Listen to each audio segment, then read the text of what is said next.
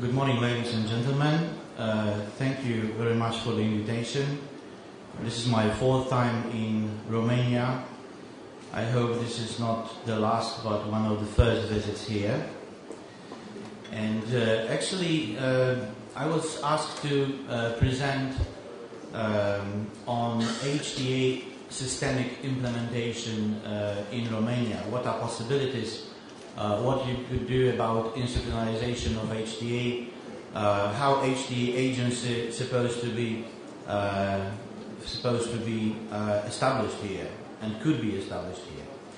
So coming back to beginning from definition of HTA, what we should remember, it is based on evidence. This is a part of the broader concept which is called evidence-based healthcare.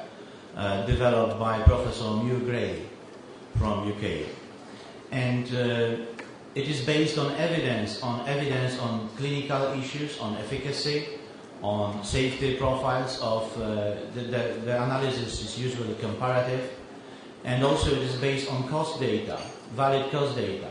The usual parts of HTA dossier or health technology assessment report, you can name at least 4 of them. One is scoping document. So this is like protocol for clinical trials, what you intend to do within health technology assessment. The second part is efficacy analysis, and this is usually based on methodology of systematic review, as you know probably from the works of Cochrane collaboration. Next part is economic evaluation due to Professor Drummond's definitions. I don't have time for going into these subjects, and probably they are well known here. And the last one is budget impact analysis. So can we afford really that technology in our system?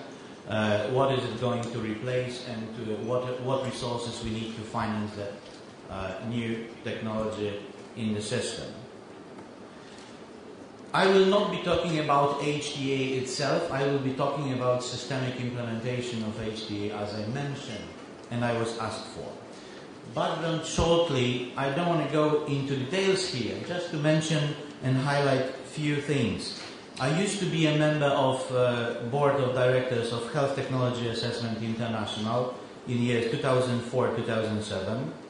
I used to be a Director of Drug Policy Department of the National Health Fund in Poland in 2006 and 2007. Therefore, also I participated in the design and the implementation of Polish HTA agency.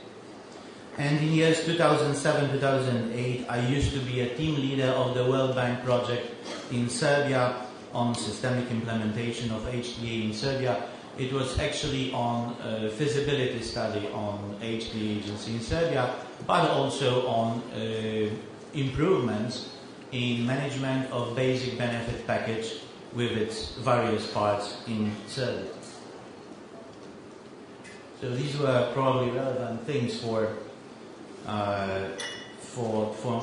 you to know about me. Now, short story of HTA in Poland. We began in 1996 with basic education and training. The training began from evidence-based medicine courses, basic courses, then advanced courses, then in year 2000 courses how to teach evidence-based medicine.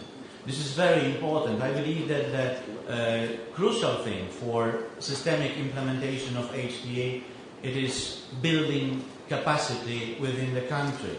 So if you had, I don't know, 20 or 30 tutors of evidence-based medicine and health technology assessment or pharmacoeconomics, they could easily run courses on weekly or monthly basis, and they could spread knowledge within your country. I believe that this is not the case that decision makers, the statutory bodies or parliament just votes on HTA agency, certain regulations and certain criteria, and then society follows.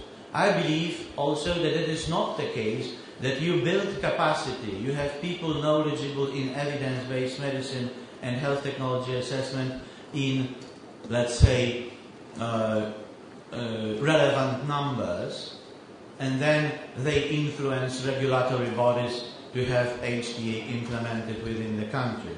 I believe that it goes parallelly. So you have some changes in the law and you build capacity. Then capacity grows, you have further changes in the law, and it goes together. It was actually a case in Poland, and this is what I am observing in Baltic countries and many others. International workshops, first institutionalization in the Bureau for the Standardization of Medical Practice. Then year 2000, first 3 HTA reports developed in Poland. Really full scope, full-fledged HTA reports developed from the scratch in Poland. Then project with Dutch TNO on basic benefit package.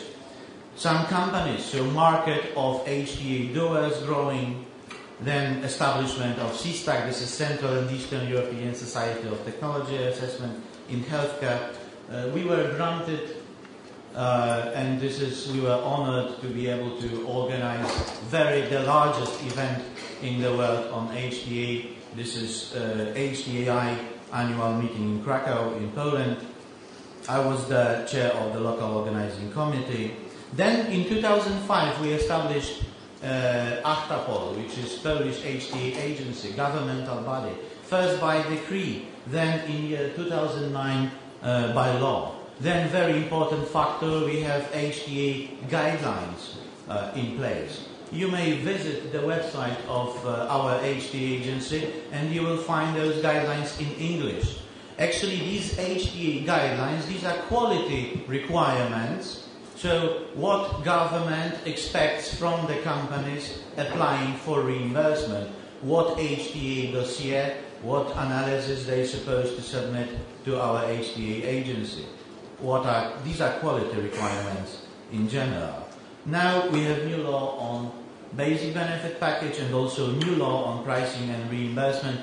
I will mention that in the end as well. Now,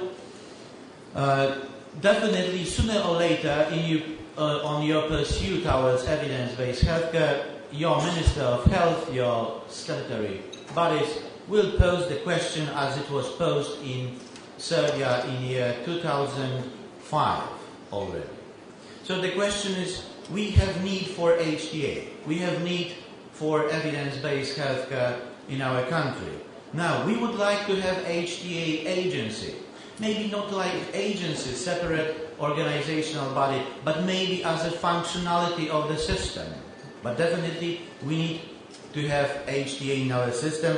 Then the question is, what actually HTA agency we can afford and what is the most suitable model in our country. Actually, there are different options, and if you investigate the performance, structure, and systemic implementation of HTA agencies around the world, you may categorize them into three sets. There are light model HTA agencies, heavy model HTA agencies on the other extreme, and in the middle you have something like mixed model HTA agencies. Now, what are these concepts? So, heavy model HTA agencies, as these agencies are called by Professor Annemans, they are called proactive. They are proactive. So, they actually, on their own, they need to spot or search for the topics to do HTA for. They usually hire a lot of staff. They have hundreds of people hired. They do priority setting because there are always not enough resources for doing everything in the system. So they cannot address all the needs of decision makers in the system. Therefore, they need to prioritize topics for health technology assessment. They definitely spend public resources on their wages and doing health technology assessment. On the other extreme, you have light model HTA agency, which is also called reactive by Professor Annemans. And this is totally different model. This is similar to SMC in Scotland, similar to PBAC Pharmaceutical Benefit Pricing Authority in Australia, or actually our HD agency in Poland is much closer to light model than to heavy model. So actually they hire low number of people, they don't need many. So it's not very costly to the system. And actually they don't do health technology assessments on their own. They actually stand as a gatekeeper for quality of analysis submitted by the industry with the applications for drugs to be included in basic benefit package. Now, I will refer to that project of the World Bank in Serbia. That was the credit number, and actually you have down there the exact contract number. Copyrights to the final reports, both on feasibility study on HD agency and on basic benefit package, belong to the Ministry of Health of Serbia, but I guess also to the World Bank, and I believe that the World Bank representatives or Ministry of Serbia could be asked for detailed reports, but also for interactive model that you can play with, and I will present the results that we achieved using that model. These are the authors, also the Serbian names of the team. Now let's come to the assumptions. So the assumption after conversations with the Ministry of Health, the crucial factor was what is actually demand for health technology assessment in the system. How many reports do you need in Romania, for example, annually? This is the question. What we did, we actually investigated what are the needs for health technology assessment in many countries around the world. And we said that the default value, it would be 200 health technology assessment reports, which are actually needed for rational, evidence-based decision making in middle and high income countries. You don't expect to do 200 HTA reports in your country from the scratch. Some of the reports will need to be done from the scratch in your country. Some of them will be adopted. You have HTA reports developed in many other countries. Now you need to adopt, for example, with respect to cost data or some procedures, maybe different comparators or some other things. And many of HTA reports developed elsewhere in other countries can be taken as they are. Simply taken as they are from other countries, and they are very well suitable for decision making also in Romania. Now the Minister of Health in any country can play with those values, and demand can be addressed by supply in full or only partially, and this is up to the Minister of Health or other regulators to decide. Now, definitely, if you establish HTA agency in Romania, it will not be 100% efficient as it is expected to be from the very beginning. Their capacity grows, and also people get educated, get skilled, so they can do more things within the years. And also you can play with those numbers, so when it is expected to have full efficiency of the agency. Now, as I mentioned, let's say that the value of expected and needed HTA reports in Romania is 200, then the question is how many HTA reports are going to be developed here, how many are going to be adopted, how many of them are going to be taken as they are from other countries for decision-making purposes in your country. And again, you can play with different values, although there are some limits based on experience from other countries up to different models of your HTA agency. So if it's heavy, mixed or light. As I mentioned, you may play within certain limits with those numbers.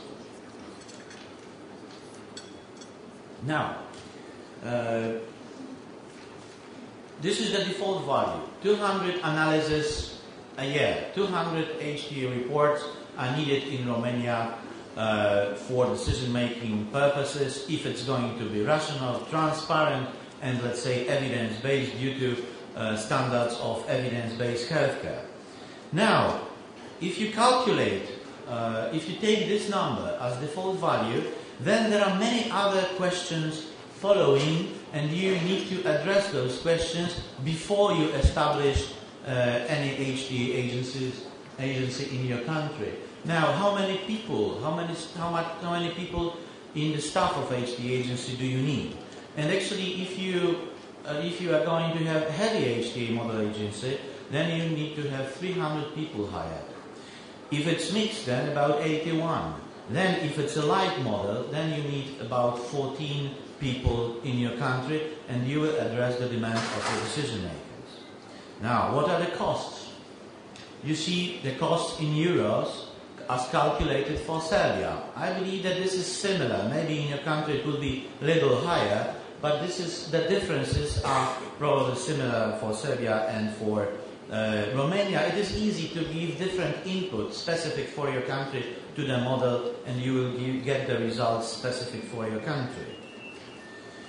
Now, maintenance costs, we calculated two options: if the office is rented or office is owned by the HTA agency, and it is recalculated. Now, the financial balance default input, as I mentioned, 200. So you see that you need in the first 7 years 32 million euros for heavy model HTA agency, but only less than 5 million if you implement or if you establish light model HTA agency. And this is obviously up to you and up to your decision makers to choose. Now I'd like to mention another topic. I'm sure that many of you know the publication of Sir Michael Rawlings, the professor and the president of British NICE.